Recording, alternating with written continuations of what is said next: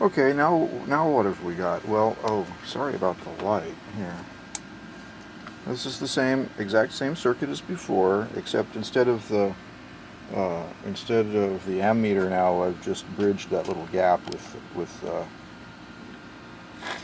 there's an alligator clip across there. Can you see that? See there? So I've just closed that gate circuit with an alligator clip, and then I've hooked across the gate.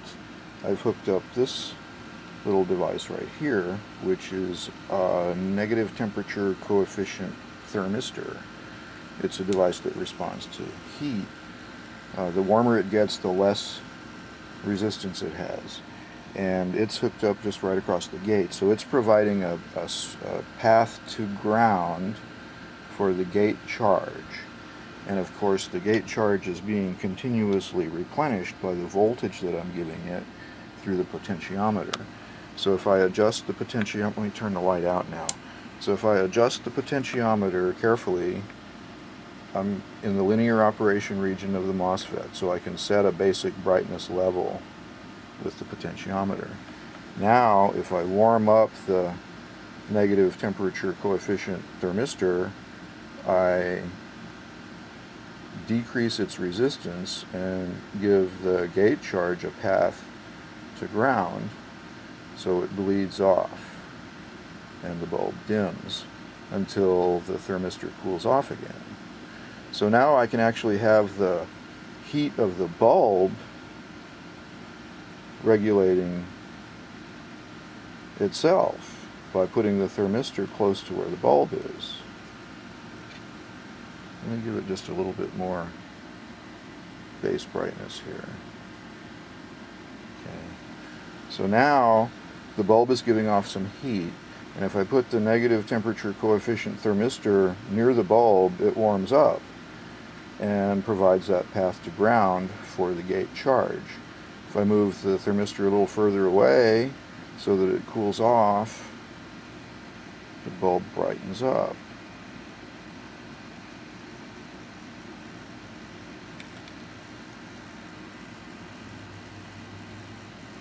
Right? And there's a little bit of a time lag there, but unfortunately not enough to give me the 180-degree phase shift that I was looking for that reduces the oscillations in any amplifier. But you can see that this little system that I have here is a good way to maintain a thermostatic control over any kind of a device you might want.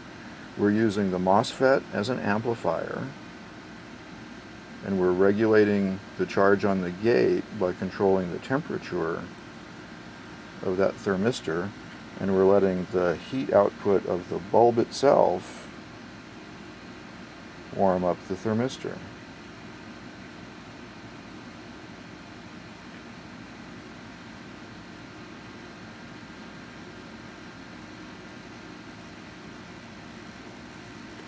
Thermistor warms up faster than it cools off, apparently.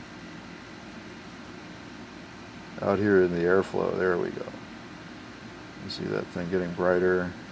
Now if I hold the thermistor near the bulb where it's hot, bulb dims. Out here the thermistor cools off. The gate charge builds on the MOSFET, and the light comes on. Okay? So here we're taking advantage of the linear operation region of a MOSFET to act as a temperature control using a simple feedback loop.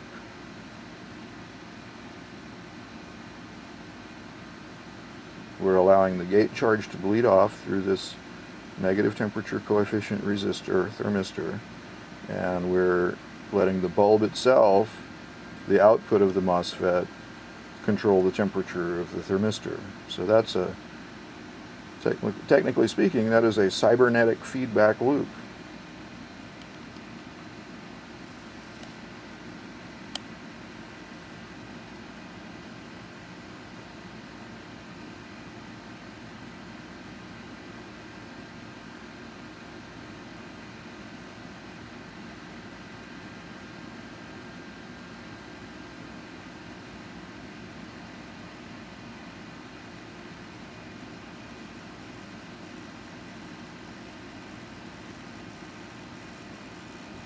Okay.